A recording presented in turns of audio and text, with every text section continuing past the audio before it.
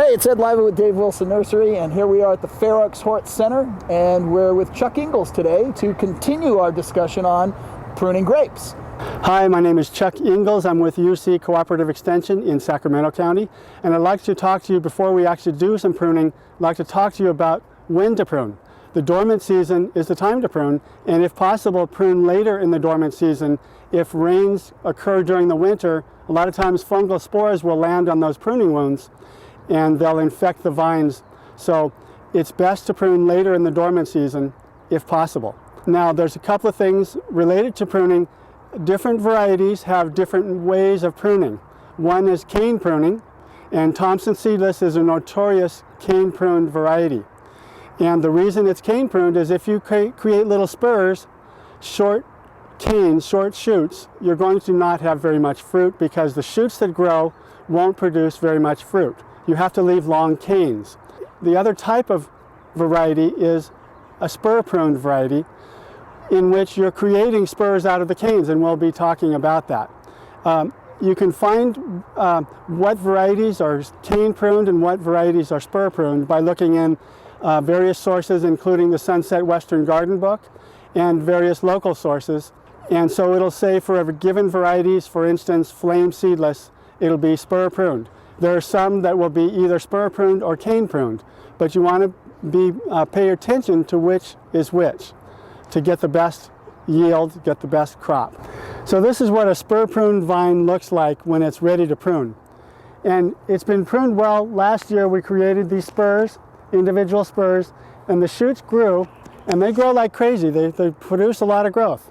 And we put this trellis on with a cross arm and the wire out here, and there's another one on the other side. And as these shoots grow up, we're directing them, if they don't do it naturally, we direct them out and over. So all these shoots, these canes, have been directed outward, and at one point in the summer then, once they reach the ground, they keep growing along the ground, we'll prune them off once or maybe twice during the summer. And that doesn't hurt them at all. A lot of people get timid and don't do their pruning in the summer that they should, but cut these off. Don't cut them too short, maybe 3 or 4 feet should be fine, but if they start getting 15, 20 feet long, then there's no need for that. Okay, I want to talk about where grapes grow. Last year, this was a new shoot that grew in the spring, and on this shoot, a cluster formed. And this is where you get your fruit on current season's shoots. And it usually is out about 3 or 4 buds. So this variety we didn't end up picking very much of, so that's why we have some clusters left. But you'll never see clusters on older wood, always on the 1-year-old wood. So the 1-year-old wood or canes is what we're always after in pruning grapes. So this is spur pruning, and here is a spur from last year. This is now 2 years old. We created a 2-bud spur, one here, and both of those buds grew into shoots that produced fruit. So what we always try to do is create spurs that grow lower down. Otherwise, we extend this and extend it every year. So we're going to select this one and cut off this one. But before we do, I want to point out what happens over a few years. This becomes thickened and older, and we call it an arm.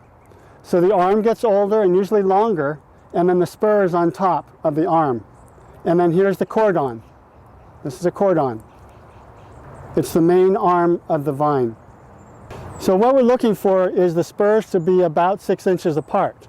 So if we have a vine that's 7 feet between vines, so it's 3.5 feet on either side, so 7-foot spacing of the vines, 3.5 foot long half cordon, we want about 7 spurs along here, spaced on average about 6 inches apart. So we're going to try to create spurs that are closer to the cordon as much as possible. Let's start out here on the end.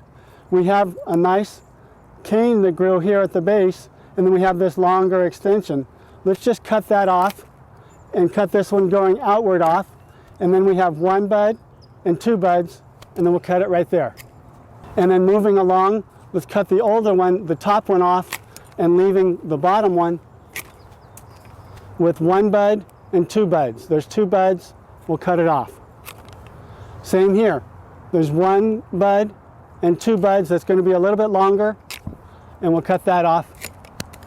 These These are close together here, and that's not ideal, but we kind of don't have a choice because we need our 7 spurs. It's always best to try to leave more spurs than you think you'll need, and then come back after you're finished and leave them 6 inches apart, or leave about 7 on one half of a cordon.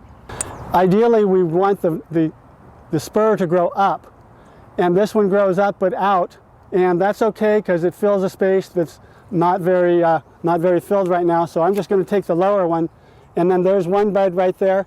If it's more than 1/4 of an inch away from the base of the cane, then we'll count it as a bud. If it's less than 1/4 inch, like sometimes it's right down there, we won't count it. We'll count that as 1 and then 2. 2 bud spur. Same over here.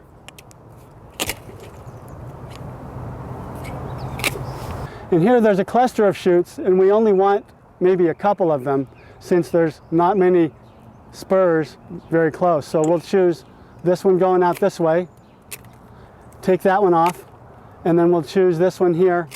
And there's a bud in back that you can't see here, and that bud there. And then we'll get rid of this long one.